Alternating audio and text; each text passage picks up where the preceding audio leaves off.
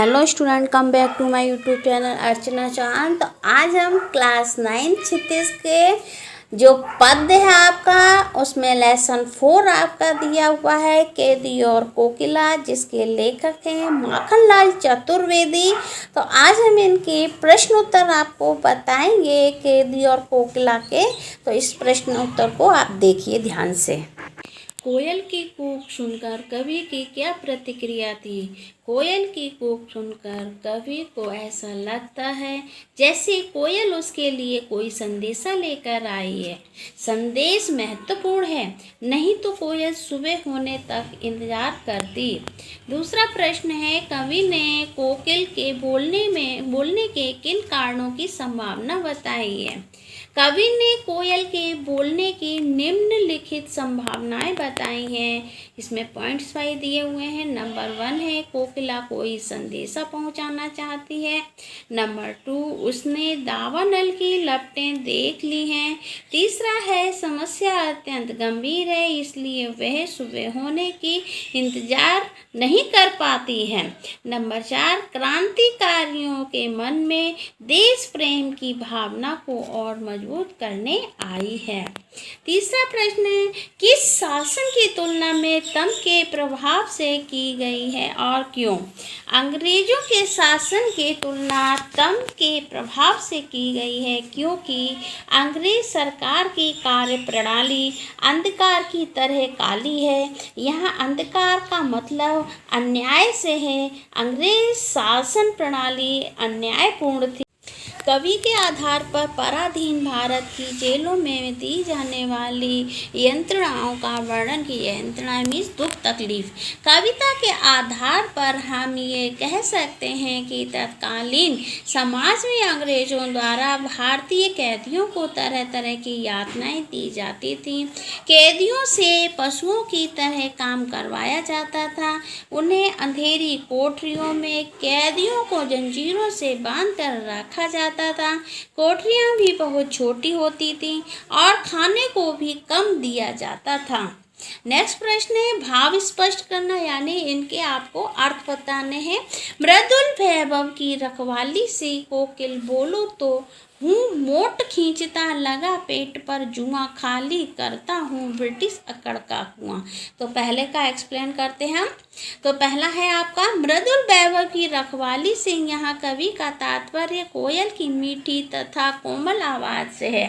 उसकी आवाज़ में मिठास होने के बाद भी जब वह वेदनापूर्ण आवाज़ में चीख उठती है तो कवि उससे उसकी वेदना का कारण पूछता है। खा वाला दिया है, अंग्रेजी सरकार कवि से पशुओं के समान परिश्रम कराते हैं। कवि के पेट पर जुआ बांधकर कुएं से पानी निकाला जाता है, परंतु इससे भी वे दुखी नहीं होते तथा अंग्रेजी सरकार के षड्यंत्र को विफल कर उनकी अकड़ को समाप्त कर देना चाहते हैं। नेक्स्ट प्रश्न है, अर्धरात्रि में कोयल की चीख से कवि को क्या अंदेशा होता है?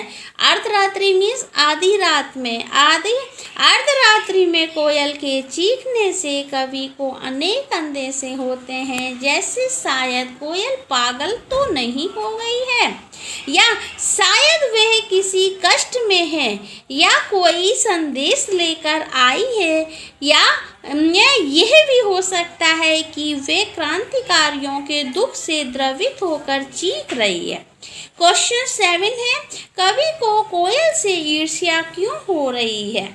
कोयल की स्वतंत्रता से कवि को ईर्ष्या हो रही है। वह आकाश में स्वतंत्रता से उड़ान भर रही है और कवि जेल की काल कोठरी में बंद है। कोयल गाकर अपने आनंद को प्रकट कर सकती है, पर कवि के लिए तो रोना भी एक बड़ा गुनाह है, जिसके लिए उसे दंड भी मिल सकता है।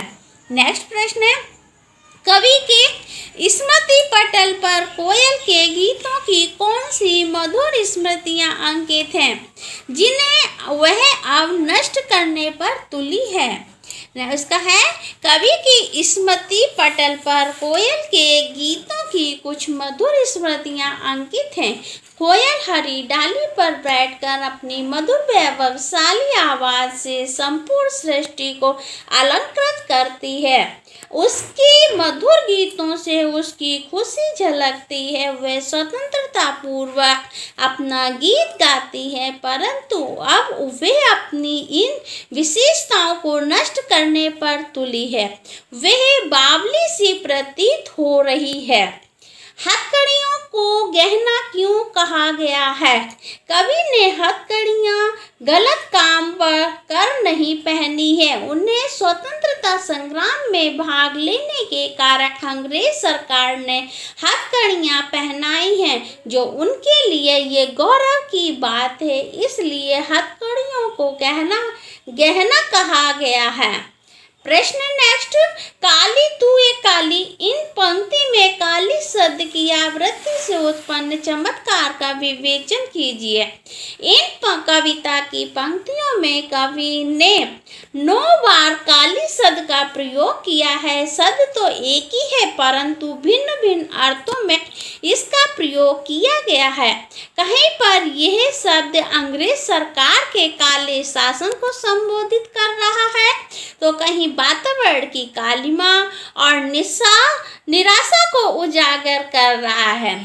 क्वेश्चन 11 है काव्य सौंदर्य स्पष्ट करना। काव्य सौंदर्य का मतलब है इन पंक्तियों में कौन सी लाइन सुंदर दिखाई गई है, यानी सुंदरता में अलंकार और रसों का प्रयोग होता है। पहला है किस दावानल की ज्वालाएं दिखी। दूसरा है तेरे गीत काव्य वाह, और रोना भी है मुझे गुनाह, देख विषमता तेरी मेरी बजा रही तेज पर रणभेरी। अब देखिए पहला आपको बताते हैं। यहाँ कवि कोयल की वेदनापूर्ण आवाज पर अपनी आशंका व्यक्त कर रहा है। अपनी प्रश्नात्मक शैली से कवि कोयल के कष्ट का अनुमान लगा रहा है। कवि ने बिंबात्मक शैली का प्रयोग किया है। भाषा में सहजता और सरलता का प्रयोग किया है। अब नेक्स्ट आपका इसमें दिया गया है खा वाला है। प्रस्तुत काव्य पंक्तियों में कवि ने अपने और कोयल के जीवन की विषमताओं की ओर संकेत किया है। कवि ने यहाँ तुकबंदी का प्रयोग किया है, अपने तथा कोयल के जीवन की तुलना की है तथा सरल भाषा का प्रयोग किया है। अब यहाँ पे एक है प्रश्न रचना अभिव्यक्ति से संबंधित। तो कवि जेल के आसपास अन्य पक्षियों का चहचहाना भी सुनता होगा, लेकिन उसने कोकिला की ही बात क्यों कही है? यह कोकिला भारत माता के प्रतीक है। कोकिला रात के समय नहीं बोलती, उसकी आवाज से कवि को वेदना की अनुभूति होती है, अतः रात को उसका इस प्रकार से करुणा स्वर में गाना आने वाली किसी संकट का प्रतीक है। कोकिला की आवाज अन्य पक्षियों से अधिक मधुर तथा भिन्न है, इसलिए कवि ने कोकिला की बात कही है। नेक्स्ट प्रश्न है आपके विचार से स्वतंत्रता सेनानियों और अपराधियों के साथ एक सा व्यवहार क्यों किया जाता होगा? इसका अंग्रेज सरकार के लिए स्वतंत्रता सेनानी और अपराधी एक जैसे थे। दोनों उनकी व्यवस्था में खलल डालने वाला क्या काम करते थे। सरकार के लिए दोनों ही दोषी थे। सरकार क्रांतिकारियों की आज़ादी की मांग को दबाना चाहती थी। स्वतंत्रता सेनानियों के मनोबल को तोड़ने के लिए तथा भारत पर अपनी सत्ता कायम रखने के लिए वे दोनों के साथ समान व्यवहार करती थी। इस वीडियो को लाइक शेयर कीजिए, जो नए हैं वो सब्सक्राइब कीजिए, नोटिफिकेशन बेल आइकन को दबाइए, जिससे नेक्स्ट वीडियो आप लोगों के पास पहुंच सके।